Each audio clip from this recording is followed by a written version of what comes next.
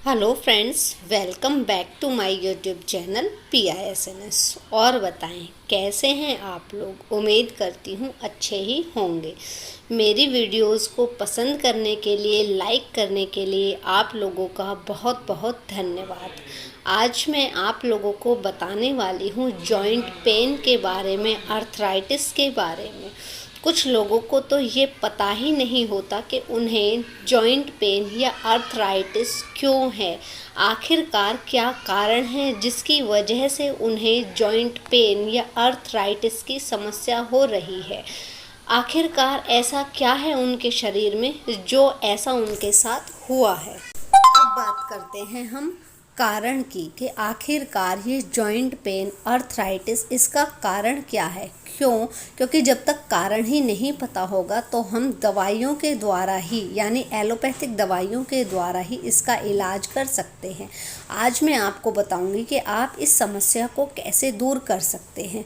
क्योंकि आज के समय में आर्थराइटिस की समस्या, गाउट की समस्या, जॉइंट पेन की समस्या, जिसे आप संधिवात कहते हैं, उसकी समस्या, या जोड़ों में दर्द की समस्या, सूजन की समस्या, ये बहुत ही आम हो गई है। लेकिन क्या आप जानते हैं कि ऐसा क्यों हो रहा है?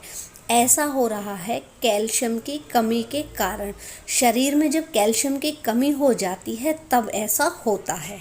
अब आप कहेंगे हम तो कैल्शियम युक्त भोजन करते हैं, यानी कि ऐसा भोजन खा रहे हैं जिसमें कैल्शियम है, फिर हमारे शरीर में कैल्शियम की कमी कैसे हो सकती है। देखिए, आप कैल्शियम तो खा रहे हैं लेकिन उसके साथ ही आप कुछ ऐसे भोजन भी खा रहे हैं जिससे कि कैल्शियम आपके शरीर में नहीं लग रहा है। और वो क्या चीज़ है?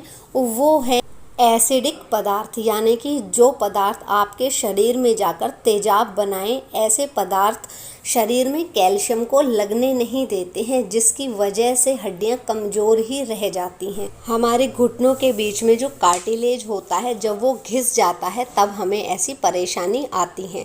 और ये कैल्शियम प्रोटीन और लिक्विड चीज़ों से मिलकर बनता है।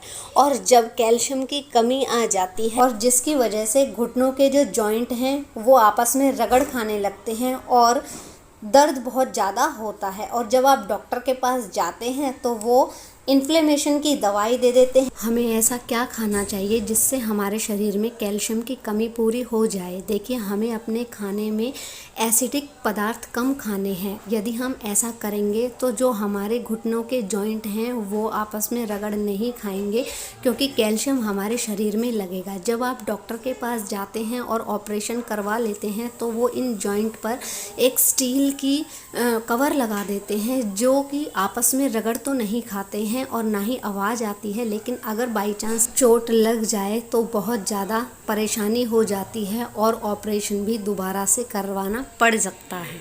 अब मैं आपको बताती हूँ आर्थराइटिस का इलाज कैसे करना है, लेकिन इससे पहले मैं आपको ये बता देती हूँ कि आपको एसिडिक चीज़ें नहीं खानी। और सबसे ज़्यादा एसिड क्या बनाता है? सबसे ज़्यादा एसिड आपका तेल बनाता है, जो कि आप खाना बनाने में रिफाइंड ऑयल का यूज़ करते हैं, वो सबसे ज़्यादा एसिड बनाता है। अब ये एसिड क्या काम करता है? ये एसिड आपकी हड्डियों को कमज़ोर करता है, आपके पाचन तंत्र को भी ख़राब करता है।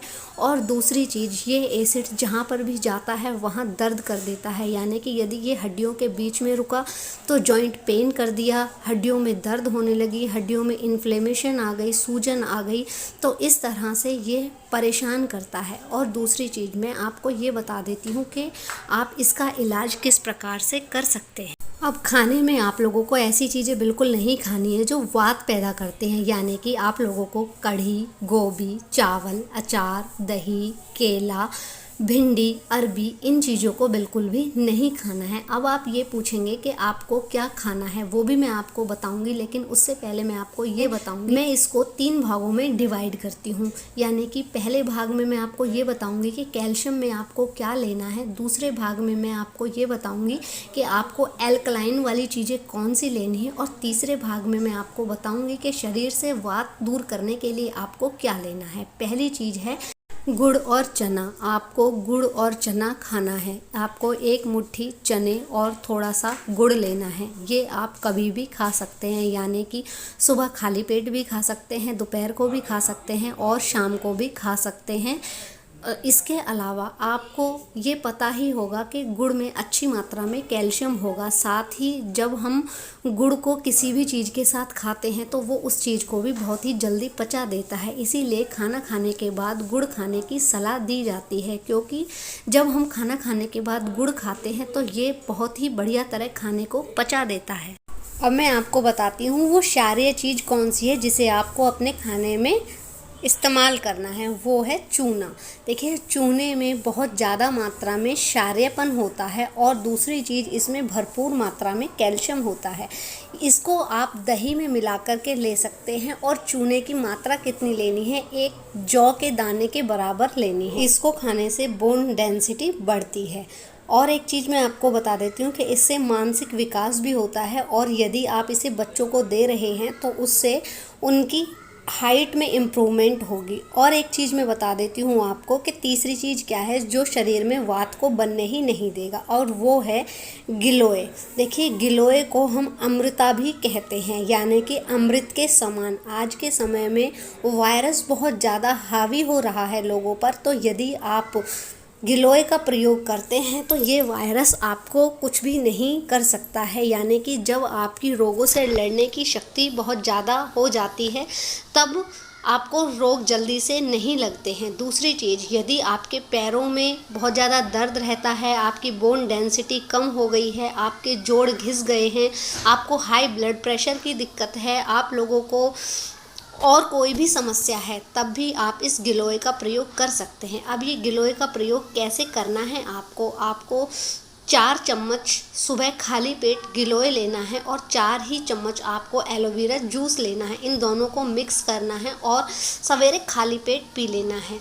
अब मैं आपको बता देती हूँ कि यदि आप लोगों को जोड़ों में दर्द है या उठने बैठने में दिक्कत होती है तो आप तेल से मालिश कर सकते हैं। और वो तेल कौन सा, इसका लिंक मैं डिस्क्रिप्शन बॉक्स में दे दूँगी। आप सिकाई और मालिश दोनों ही उसके अनुसार ही कीजिएगा, आपको बहुत जल्दी आराम हो जाएगा। ये वीडियो इतनी ही थी। यदि आप लोगों को पसंद आए तो प्लीज़ इसे लाइक कर दीजिएगा और उन लोगों के साथ ज़रूर शेयर कीजिए जो इस दर्द से परेशान हैं। फिर मिलते हैं अगली वीडियो में, तब तक के लिए टेक केयर।